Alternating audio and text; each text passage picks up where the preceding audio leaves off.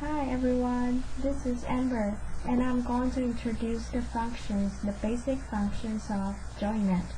As you can see, this is the interface of it, and this part is the images of the members, and there will be two kinds of roles in a meeting held on JoinNet.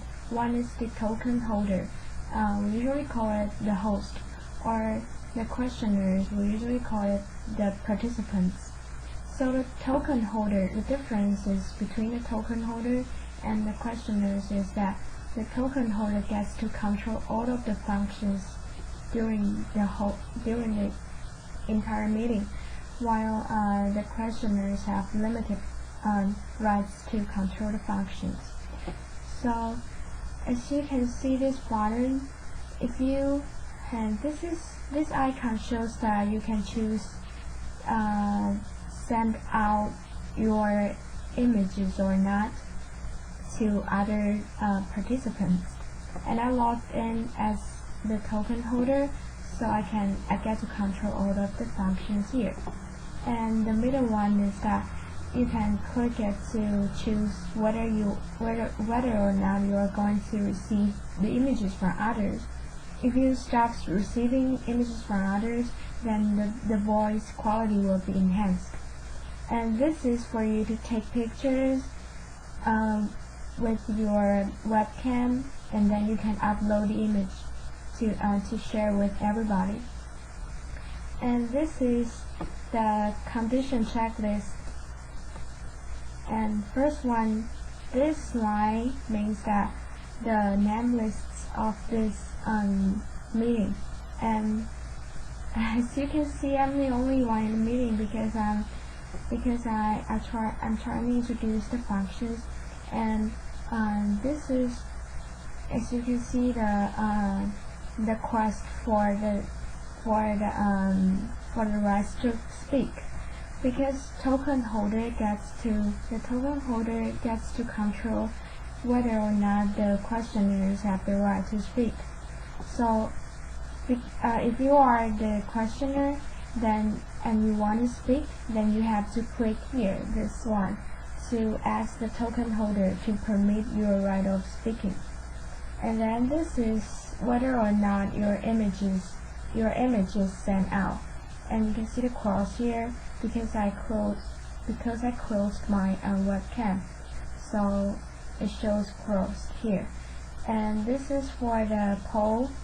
The token holder gets to raise the poll during a meeting so as to collect the opinions of all the participants. So here is the results, and the results will be shown here. And this is to check if everybody has finished downloading the files, like the slides here. And this box is the chat box. So you can choose if you want to send the messages to everyone or a certain people or a certain person.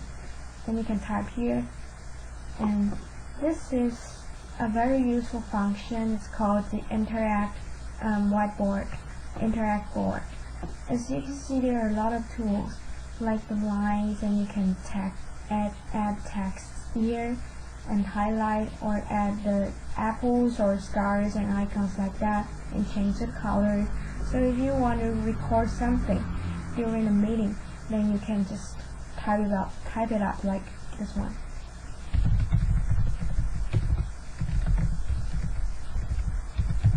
Something like that. You can add so again in 2 minutes. Okay, so here is this, and then this is the interact board, and the web browsing. This is the function that only token holders get to control. So if I want to share this Google homepage with the questioners, then I have to paste the URL here, and press enter, and then everyone gets to see the page here. And for the desktop sharing, here it pops out a message to ask you if you are sure to share your desktop. And if I click yes, and then everyone gets to see my the websites I'm browsing or my desktop, something like that. But because there's only me in this meeting, so it's hard to tell. So hopefully I will let you know how it works and in class. And this is for the remote control. As what I said before, because there's only me in this meeting, so hopefully I can also show you this function in class. For example, if there are 2 or 3 people in this meeting, then I get to give the control to other people so that they can control a certain person's JoinNet interface and make sure that something is right. And here you can see the REC button. This is one of the features of JoinNet, and I think it's very valid, because by pressing this button, the entire meeting gets to be recorded, including the images, the chat boxes, and the whole process going on in the interactive board, or the website browsing, the desktop, and the remote control.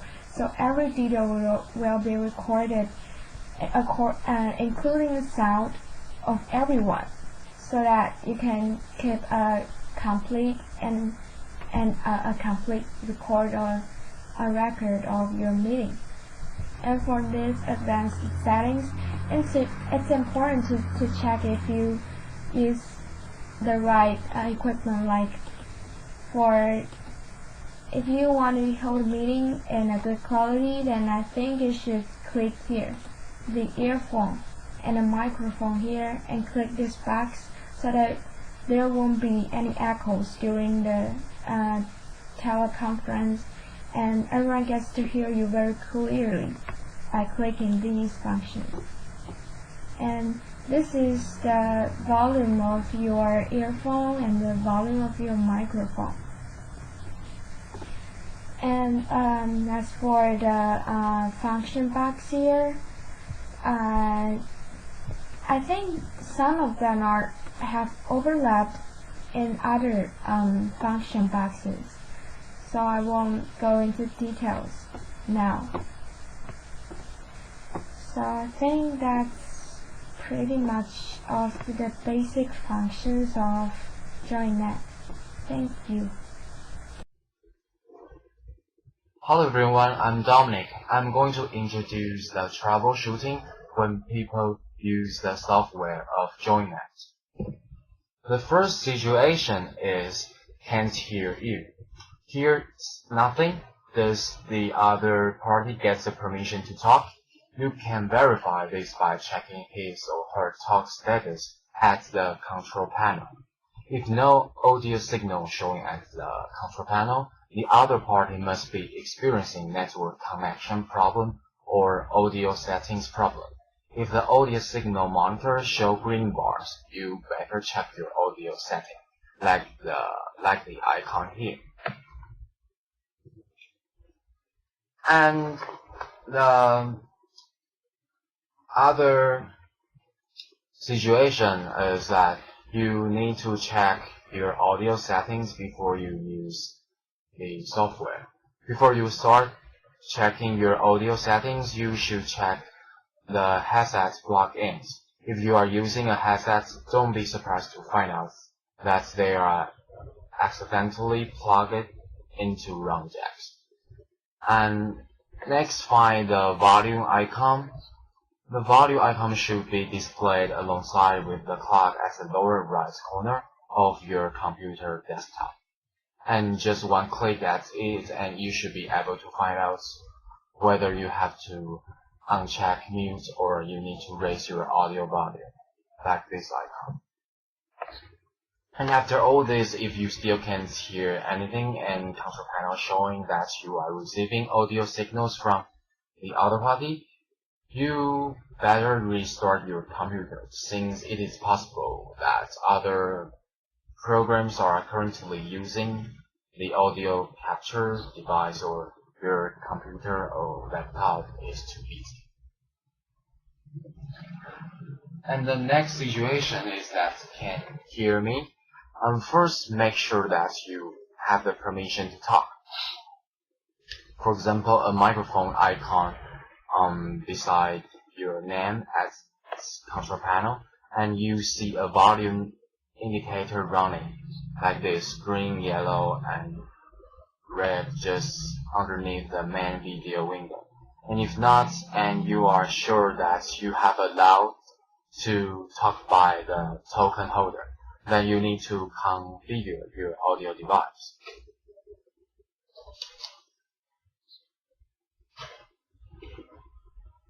And first of all, under JoinNet settings menu, select Advanced Options, select Audio, and then click Configure Audio Device. And if you are using Windows XP, this will bring up Sound and Audio Device Properties, and select Audio tab. And click Volume to bring up Recording Control.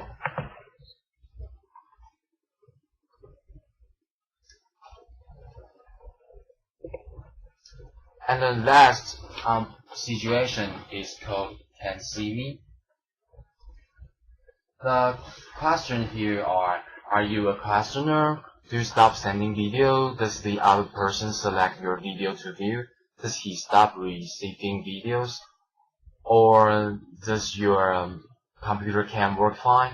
To ensure that your video camera is working correctly, follow the procedures in your camera's documentation, and you probably won't need to do anything to test and configure your video equipment. However, you should follow the instructions below for double checking. And one is to verify that your computer has USB support installed.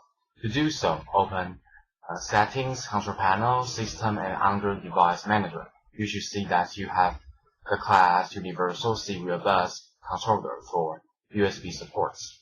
And the other is to install the correct driver for your computer camera. Follow the instructions on how to set up and install your computer camera provided by the camera manufacturer. I'm going to talk about the pros and cons of JoinNet. First, its advantage is JoinNet is a multimedia communication client software developed by Home Meetings, and it's free to download. And if you have the website of the discussing room, you can enter it at any time. So there's no time limit, and you can enter at any time you want. Like MSN, Yahoo Messengers, or other chatting software, you can have your own friend list. So it's easy to tell who is who, especially when you have something that want to share only with your friends, and you don't need to fear that other strangers will know your secret. Next, you can invite your friends to the discussing room directly without other complicated progress. So it's very convenient and time-saving. And it shows user activities, and you can see who is going to talk, including their reflections or facial expressions, like you're having a conversation face to face. And you can know who has the permission to talk, so the conference can go well without any disturbance. Besides talking, people can send word messages to each other. Even if you are not talking, you can still express your ideas through word messages. And in each discussing room, It has a coordinator and token holder, which makes the meeting in order. Coordinator is the owner of the meeting room.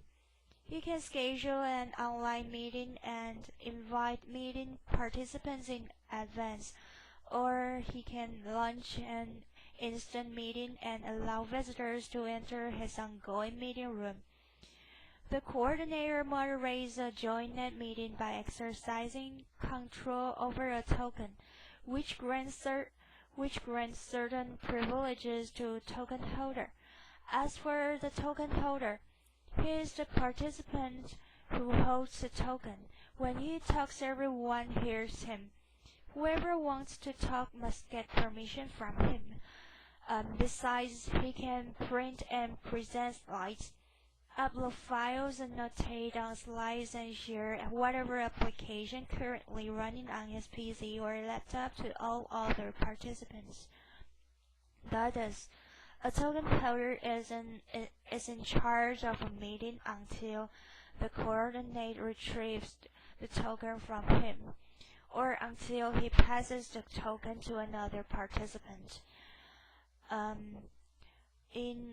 Because a meeting includes coordinator, token holder, questioners, and audience, it's really like a formal meeting in a conference room. For a questioner, every meeting participant can ask questions and prepare to talk, but it is the token holder who grants the permission to talk. Upon receiving the permission, a participant changes role from an audience to become a questioner.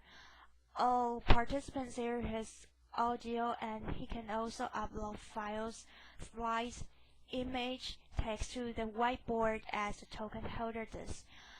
And as for audiences, the rest of the participants can see and hear the token holder and questioners, as well as their joint annotation commenting on any uploaded slide. All participants can use public or private text chat to communicate among themselves.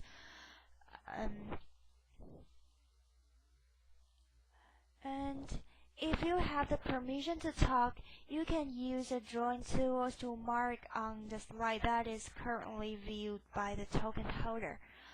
And you can share the image of your desktop to all the people in the discussing room, and also customize JoinNet layout according to your personal preference. And the next comes to disadvantages. As for the disadvantages, if the token holder doesn't want to give you the right to talk, you will never have the chance to express your ideas, since JoinNet is a software which thinks highly of sovereign rights. Some people complain that they should install some of the software of JoinNet, or they can't use some of the function of it. For example, although it has picture recording, they can see the video only through the software of JoinNet, and sometimes it will have lag. And if you still can't hear anything and control panel showing that you are receiving audio signals from the other party, you should restart your PC, so it's very inconvenient and time-consuming. If JoinNet can improve the aforementioned problems, it will be better and there will be more people that like to use it. Hello, I'm Jojo, and today I will compare and contrast JoinNet and Skype. First, I want to introduce what is Skype. Skype is a freemium files over IP service and instant messaging client currently developed by the Microsoft Skype division. The name was derived from Sky and Peer. The service allows users to communicate with peers by voice using a microphone video by using a webcam and instant messaging over the internet. Phone calls may be placed to recipients on the traditional telephone networks. Calls to other users within the Skype service are free of charge, while calls to landline telephones and mobile phones are charged via a debit-based user account system.